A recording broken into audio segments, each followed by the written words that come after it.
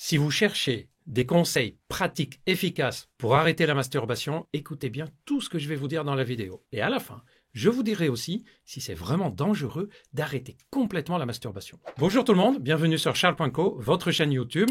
Charles.co, c'est pas seulement une chaîne YouTube, c'est aussi un site de téléconsultation. Allez, je vous explique ça en 30 secondes, comme ça après on parle du sujet. Charles.co, c'est la chaîne YouTube sur laquelle vous êtes, qui parle de sujets de santé de toutes sortes, y compris la sexualité. Charles.co, c'est aussi un site de téléconsultation sur lequel on peut consulter des médecins spécialisés dans leur domaine, comme par exemple le domaine de la médecine sexuelle. Ce sont des médecins sexologues qui peuvent vous soigner pour des problèmes d'érection, d'éjaculation précoce, problèmes de libido, suspicion de déficit en testostérone, etc. Vous allez sur le site, vous choisissez le type de problème pour lequel vous souhaitez consulter, vous faites la consultation avec le médecin qui vous dira ce qu'il en pense. Si vous avez des difficultés d'ordre sexuel, ne restez pas seul à vous dépatouiller comme vous pouvez pendant des mois et des mois, vous consultez ou téléconsulter si c'est plus facile pour vous. Charles.co a été fait pour faciliter la téléconsultation. Et la question de la masturbation est évidemment une question qui revient très souvent chez des hommes qui téléconsultent. Par exemple, ils se demandent si en arrêtant la masturbation, leur problème d'érection irait mieux, ou leur problème d'éjaculation irait mieux, ou au contraire, s'ils utilisent la masturbation autrement. Et avant de commencer la vidéo et vous donner les 8 conseils simples,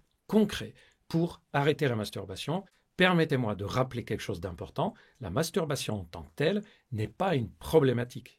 C'est un phénomène normal. C'est la façon dont on l'utilise. Mais alors, dans quel cas on va arrêter de se masturber? Je résume les situations où on peut être amené à arrêter la masturbation. Quand on devient addict. Et si vous voulez savoir si vous êtes addict ou non à la masturbation, allez voir la vidéo que je vous ai déjà faite sur ce sujet. On peut l'arrêter aussi en se disant, je voudrais voir est-ce que ça améliore quelque chose dans mon fonctionnement sexuel, est-ce que ça améliore ma libido, mes érections. Et on peut arrêter la masturbation et voir. On peut l'arrêter si on a un syndrome post-éjaculatoire. Je vous en ai parlé dans tout ce qu'on ne vous dit pas sur la masturbation. On peut l'arrêter aussi pour des raisons personnelles, culturelles, comme on peut l'arrêter avec l'idée de booster la testostérone. D'ailleurs, allez voir la vidéo sur le NoFap. Est-ce que vraiment ça améliore la testo? Vous aurez des idées. Bref, il y a différentes raisons pour lesquelles on peut être amené à arrêter la masturbation. Et si on souhaite arrêter, comment on fait? Conseil numéro 1. Identifiez d'abord les moments où vous vous masturbez le plus. Est-ce que c'est plutôt le soir? Est-ce que c'est pour vous endormir? Est-ce que c'est quand il y a un peu de vide? J'ai appelé ça la vidite, souffrir du vide. Est-ce que c'est quand je suis anxieux, quand j'ai bien travaillé? Voilà. Essayez d'abord de repérer ces moments-là, puisqu'on va pouvoir agir dessus. Si c'est parce que je m'ennuie, il faut que j'ai une vie sociale plus développée.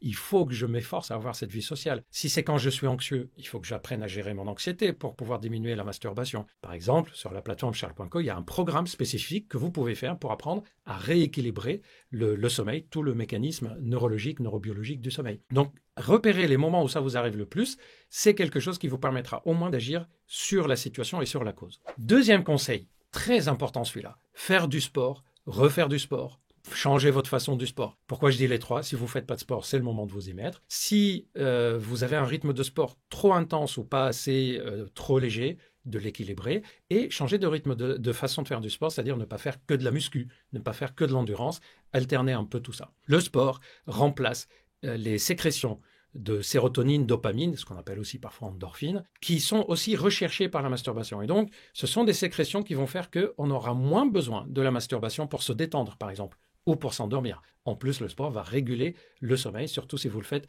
pas trop tard dans la soirée. Donc, le sport est un allié pour les personnes qui souhaitent arrêter la masturbation. Troisième conseil, essayez des nouvelles activités ludiques. L'idée, c'est d'apprendre à notre cerveau qu'il peut faire autre chose quand il s'ennuie, quand il n'est pas bien, ou pour se détendre, etc.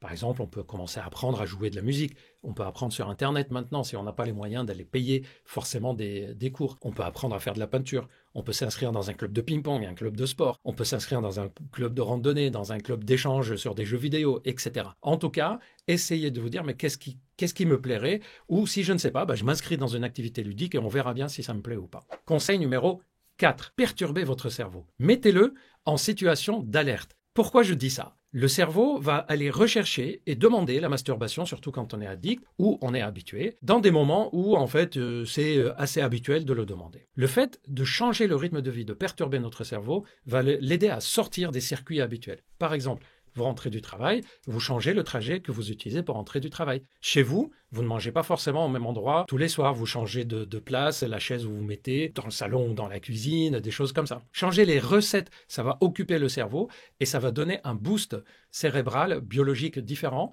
qui va diminuer les risques que le cerveau aille demander la masturbation. Bref, changer le rythme et les habitudes de vie permet aussi de supprimer les moments où l'habitude de la masturbation était présente. 5e conseil, si c'est difficile pour vous d'arrêter d'un coup, faites-le par étapes. Par exemple, vous arrêtez d'abord dans la journée et ensuite dans la soirée, ou un jour sur 2, ou vous arrêtez la semaine, ou vous arrêtez le week-end. Si vous n'arrivez pas à arrêter d'un coup, il n'y a aucun problème à le faire progressivement. D'ailleurs, dites-moi dans les commentaires si vous avez remarqué si pour vous c'est plus facile d'arrêter d'un coup ou progressivement. Conseil numéro 6, si possible pour vous, parlez de ça avec quelqu'un de confiance, un ami de confiance, quelqu'un de la famille ou un thérapeute si vous avez besoin. S'il y a quelqu'un qui est avec vous dans ce projet, ça donne un peu plus d'énergie. Et puis les fois où on craque, on a quelqu'un à qui en parler. Et les fois où on réussit, c'est super intéressant psychologiquement de partager les réussites avec quelqu'un. Ça augmente encore plus les bénéfices psychologiques. Conseil numéro 7, évitez les images érotiques ou même sensuelles, sexy sur les réseaux, sur le smartphone. Le fait de s'éloigner de visionner de porno, c'est ce qui va nous aider aussi à arrêter la masturbation. Mais il y a beaucoup de personnes qui arrêtent le porno, mais malheureusement sur les réseaux sociaux, des fois on voit des images un peu sexy, un peu sensuelles, où on est en train de regarder des choses, puis il y a des pubs avec quelque chose de sexuel dedans. Ne vous dites surtout pas dans ces moments-là, c'est pas grave, je regarde, de toute façon, j'ai pas l'intention de me masturber.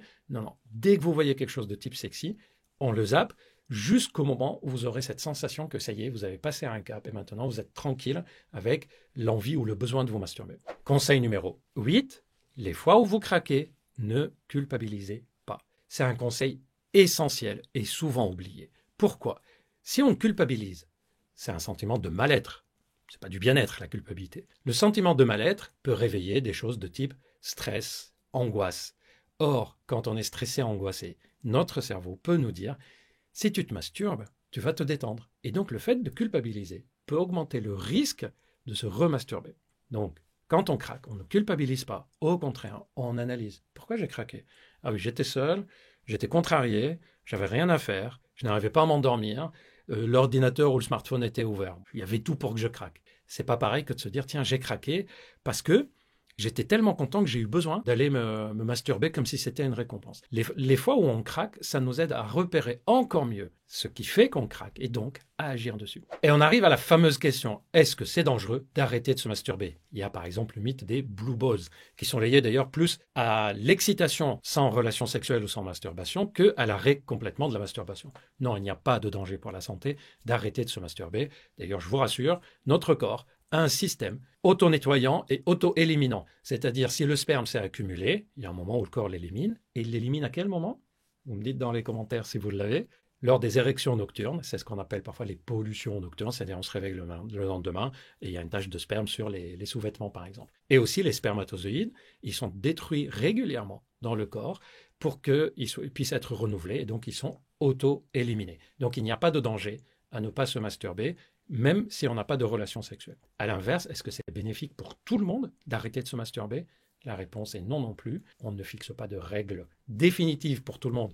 Il faut que tout le monde arrête de se masturber. La masturbation, c'est bon pour la santé. Non, chacun fait comme il le sent et en fonction de ce qu'il ressent après la masturbation et du reste de sa vie sexuelle. Voilà, j'espère que cette vidéo vous sera utile, que vous avez appris des choses. Dites-moi dans les commentaires ce que vous en pensez. N'oubliez pas, si vous avez des problèmes sexuels, je parle des problèmes d'érection, éjaculation, vous avez essayé d'arrêter de vous masturber et que ça n'a pas résolu le problème, n'hésitez pas à consulter ou à téléconsulter si c'est plus facile pour vous. En tout cas, ne restez pas seul à vous débrouiller avec des problématiques sexuelles. Parlez-en à quelqu'un, des sexologues, des médecins sexologues, des amis, des gens proches. Ça soulage toujours de partager un fardeau. Merci de m'avoir écouté jusqu'au bout. Je vous donne rendez-vous très bientôt pour d'autres vidéos. D'ici là, prenez bien soin de vous.